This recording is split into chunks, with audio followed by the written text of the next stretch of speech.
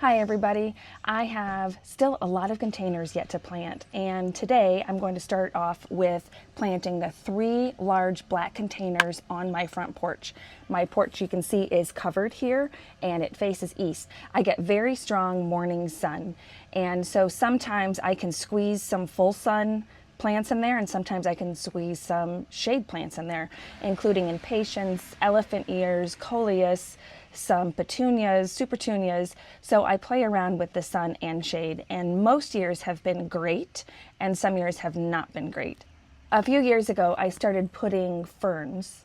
There was a friend of mine who was doing some fundraising for some Boy Scout troops, and they were selling plants. So of course she reached out to me, and I bought 3 large gorgeous ferns at a great price, and I had them hanging from the front porch. It made me feel like I lived in the South. Now, my house doesn't look like anything you would find in the South, but those ferns just gave me that feeling.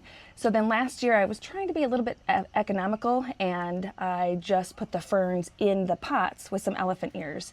And it was all green, but I missed the color. I really missed the color. So this year I'm going back to color. When I first moved in, I put 3 large red pots because I thought I would like the color red, and then I soon learned that red is just a little bit too jarring for me in my own garden. Appreciate it and love it in other gardens, but for me, in my space, I like more of the pastels. One of them got damaged, caught fire actually, and there were a lot of people here that night, and I don't know exactly what happened, but it kind of melted through the side. So that gave me the perfect opportunity to buy these black square pots. So here it is. I don't remember the exact dimensions, but this is a self-watering pot, so the dirt only goes maybe to about here, and then there's a water reservoir down here that will feed the plants. So I have a lot of confidence that since I added water here, that these will never dry out. And they obviously have to be cleaned, but other than that, I love the look of them, and they go perfectly with my black shutters here. And I can fit a good amount of flowers in this space. So I think this is about 18 inches. So it might be 18 by 24. And I have 3 on the front porch, and then I have 2 flanking my arbor going into the side yard. And I'm very happy with these. They'll look much better once they're cleaned. In each of these pots, I'm going to do all of the same plants. And there again, trying on the economical state, see how few of plants I can get to make a big impact. So this year I am going to do the Proven Winners Plain the Blues salvia. This is an annual salvia.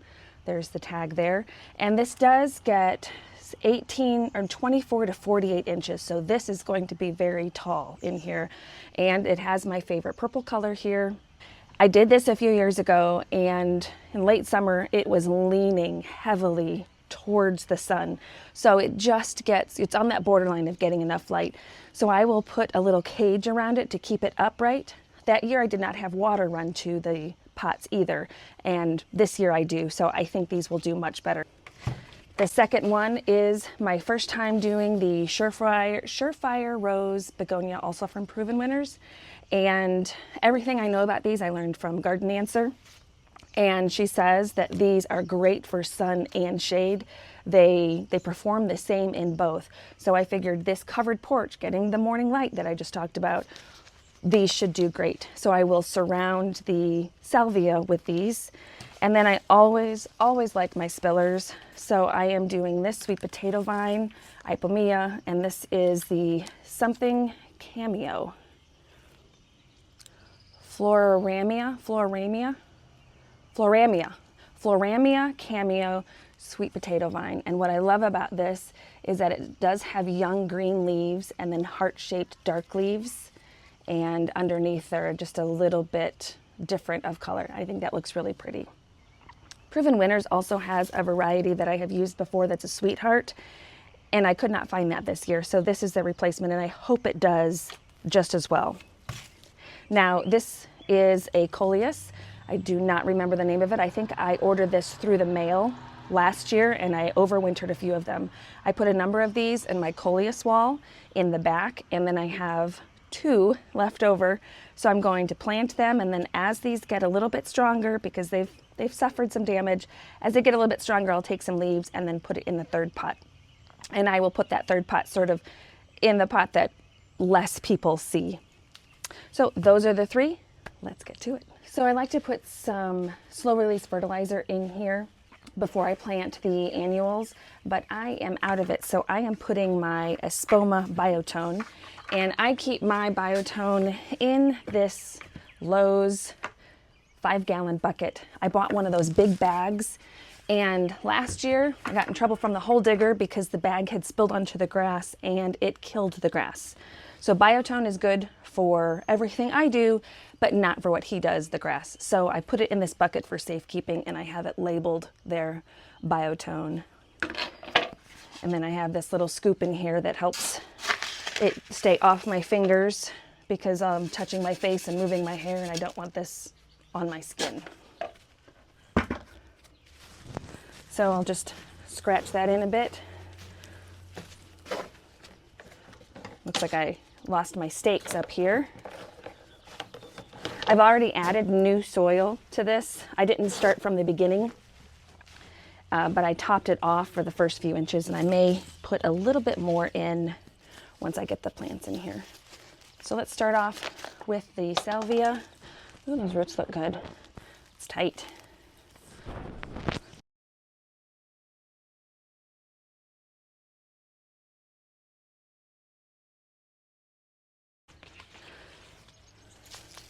I don't know exactly how I want to do this.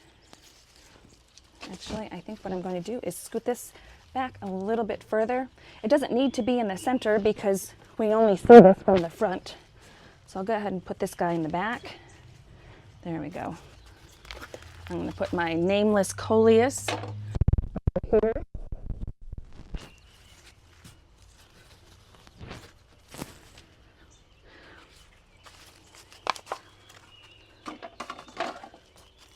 I'm trying to be good at saving the tags this year because, again, I'm going to try and overwinter as many plants as I can, and I love when I dig them up in the fall, I can just use those tags so I do not forget the varieties like I did for this one. Oh, that one's really dry. Usually I put these tags in one of the pots when I have copycat pots, and then the other ones I will store somewhere safe. Yep, I think that's what I want to do. So I'm just going to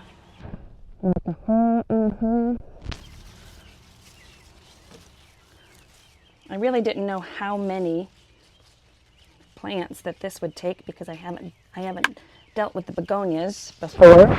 But let's see, they get 12 to 24. So that should look really good because I'll have the salvia first and then the begonias.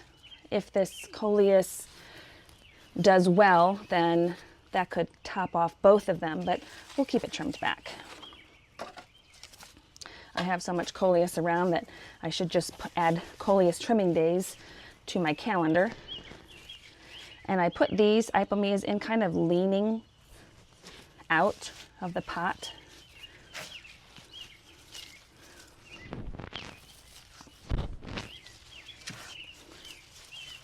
Okay, straighten the dirt, and I think I'll just add a few more scoops of dirt.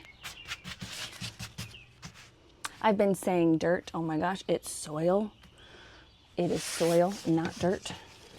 Which it's what's the difference? I'm sure there is a difference. Somebody commented once sort of scolding me for saying dirt, and I don't know why I say dirt. I know it's soil. You know, the first day, it doesn't look the best. It just is full of promise. And when we know what it can be, that's what makes it so exciting. So watering it in, cleaning the pot, and repeating that for all the others.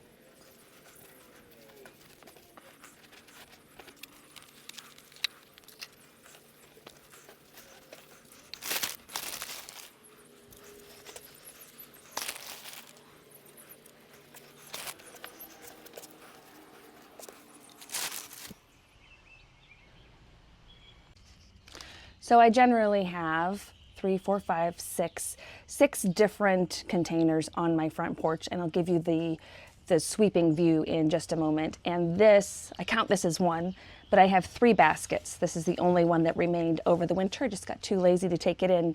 But in this basket, I put the Transcantia. This is the Nanook. I had this in the back in a hanging basket next to the pool, and it was really pretty. It did not, I don't think it's as vigorous as the darker purple version, but I have this one, and then I have one that I have been rooting in a mason jar. So I will take some cuttings from this, and I'll put this plant in one of, I'll put my rooting in a second, and then I'll take a piece of this and put that in a third, and it will be really simple and scant. You won't even notice anything's in there for a little while, but within, I think, a month, just sort of a muppet of leaves. So with the 3 black pots, this one, and then I have 2 pots flanking the entrance stairs. Those are already planted. Let me show you those. So when you come up to my front door, you see my boxwood hedges, the little black lanterns that have been there for years. I probably put those out for a party and just never took them in. And then these pots, which a neighbor gave me years ago, and I think they are crumbling, but they're the perfect space, and I kind of like that old world look, and it goes so well with my brick, which was unintentional. So she brought them over, and I just placed them there, and they've never left. And I do have all of the pots on the porch on drip. I did mention that before, but my hose bib is just over there beyond that black pot, and then it runs along the brick here, and it goes to all of the pots. And then from the bib, I also have it coming across the porch and back here behind the boxwoods, and then up here for this pot. And then it snakes down under the stairs, and it goes to this one. So what I have planted in here, well, that one is not blooming, so let me show you this one. The sweet potato vine, which is doing wonderful. I used to put that up here before I had water, and it would always look so sad and stringy, but once I started running water to this, the sweet potato vine is insane. I will actually cut it back a few times and place it in other places around the garden, which I absolutely love to do. And then we have Supertunia Vista Jazzberry. I have passed that up a few times in the garden center, maybe a few seasons, but this year it was just speaking to me. There's the tag there, and it is a Supertunia, and it is a Vista, so that should, that should reach the bottom of the pot very easily. And then the pink bloom back there is this geranium, and it's light pink splash. Sorry, that's dirty. Let me wipe that off there. So American light pink splash. And I love the deep throated colors in here. And it's a little bit, it's different than the magenta, but I think they go so well together. And then sweet potato vine always brightens up any pot. So just so I don't forget, I will stick these tags back in there for safekeeping. And again, I just think they're so cute. So pretty.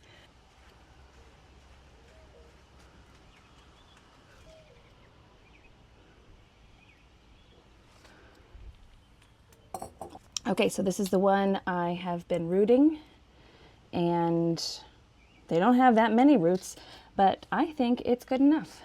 I will just place them in here, real lazy-like. Oh, well, I just broke that one off. So, well, you know what? That one doesn't even have, it has roots down here, but I just broke off the leaves. So we're going to stick that one back there and see if it does anything. We'll stick, they're so delicate, yet so hardy. So I'm just sticking them in there. I'll water them in here in just a few minutes. This is what came off that top plant. I got a little bit of roots on this one, and then this one was just a piece that broke off. So I'm going to put this on the 3rd level.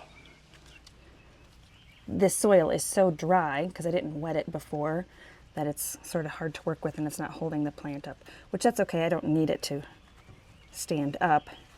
I just need it to be covered.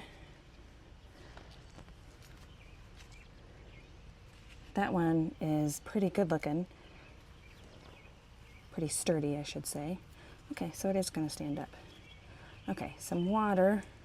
Let's turn in the outside a little bit from the jar the other ones were sitting in.